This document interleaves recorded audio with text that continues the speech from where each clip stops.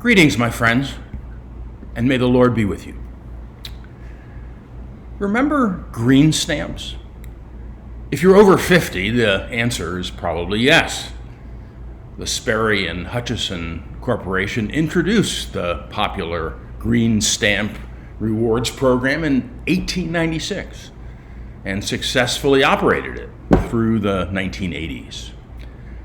For those of you who don't remember them, S&H green stamps worked like this. Customers at supermarkets, department stores, and gas stations would receive stamps at their checkout, a bonus based on the dollar amount of the purchase. As shoppers accumulated the stamps, they'd moisten them, stick them into books especially designed to receive them, and then exchange those books for various household items at a local green stamp redemption center. Until it finally fell apart just a couple of years ago, I still had a card table that I purchased with green stamps in 1970-something. No one offers green stamps anymore. S&H tried an online version they called Green Points for a while, but it never caught on and it finally disappeared. At one time, though, the stamps were enormously popular. So popular, in fact, that during the 1960s, the rewards catalog printed by S&H was the top-selling publication in the United States. And the company issued 3 times as many stamps as the U.S. Postal Service. But though the practice of collecting and redeeming the commercial version of green stamps has disappeared from our daily life, many of us still collect something very much like them on a fairly regular basis. Let me explain.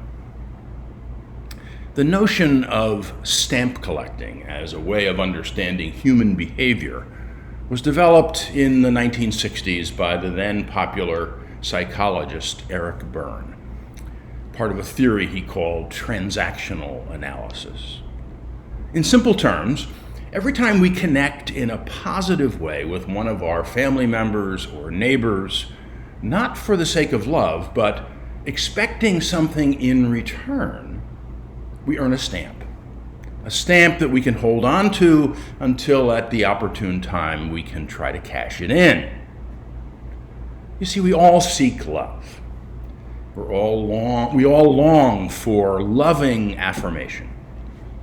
And we often forget that love is not a prize that can be earned by cashing in the green stamps we collect every time we do a good thing. In fact, many of us are expert stamp collectors. We collect book after book of them and hope someday to redeem them in exchange for another's love. And the unfortunate truth is, every human being who longs to be in a relationship with God, every human being who has a desire to be close to God, most likely also has a list of things that he or she feels they have to do in order to make God happy, in order to somehow earn God's love. Barbara Brown Taylor puts it this way. On the one hand, she writes, we long to believe that God comes to us as we are, utterly unimpressed by the tricks we do for love. On the other hand, we live in a world where those tricks often work really well, so that it's impossible, or next to impossible, to give up believing in them too.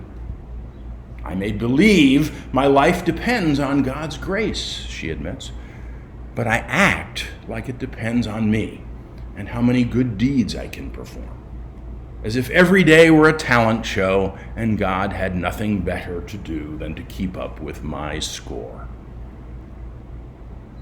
I find myself identifying with those sentiments. I'm often guilty of spending day after day pushing to accomplish the things on my endless list of to-dos.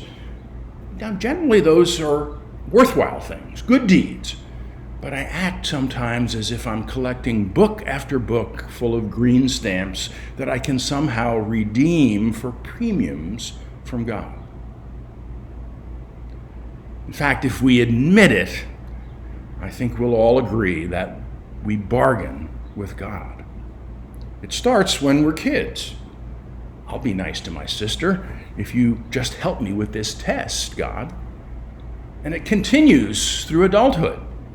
If only you help me land this job, Lord, I'll go to church every Sunday. Well, at least 3 out of 4.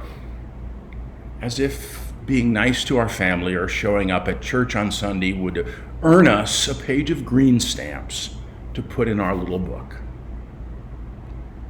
Our gospel lesson for this morning reminds us of the folly of this kind of thinking.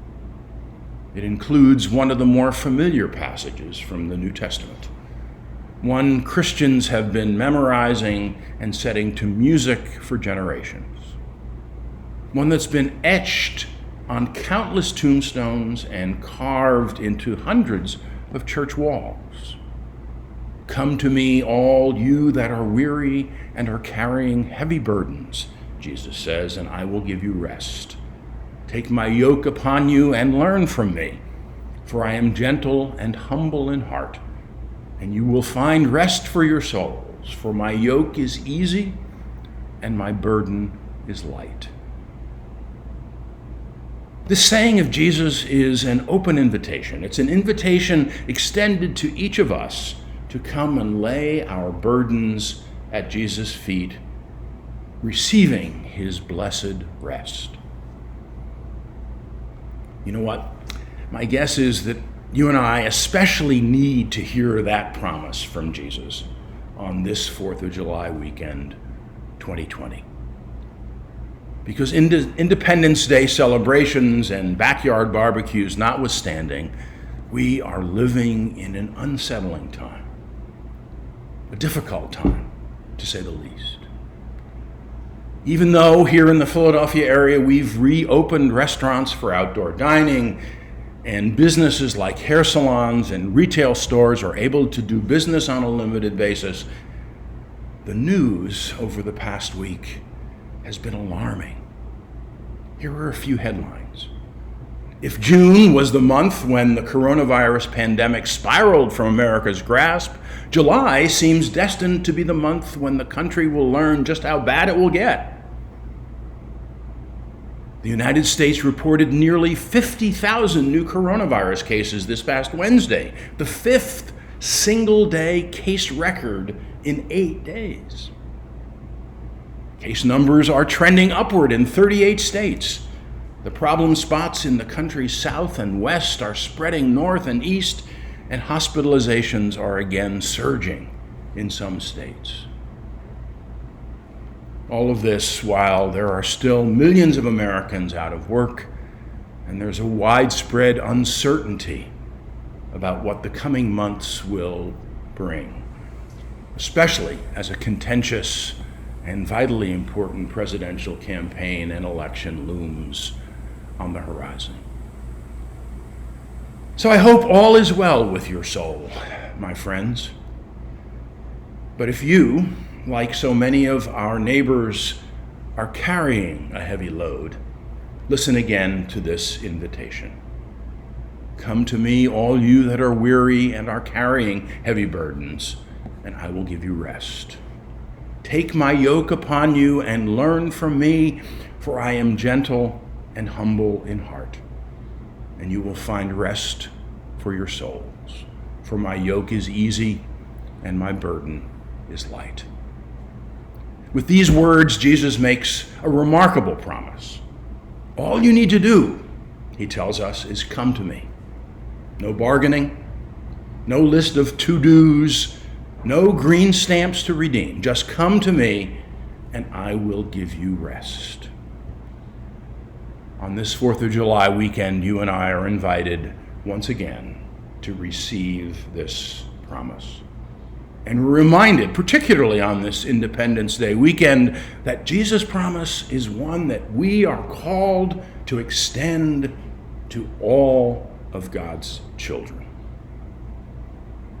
I find myself challenged, as I often am on this particular weekend each year, by the words of the poet Emma Lazarus. as inscribed at the foot of the Statue of Liberty. If you listen carefully, they are remarkably similar to the words of Jesus.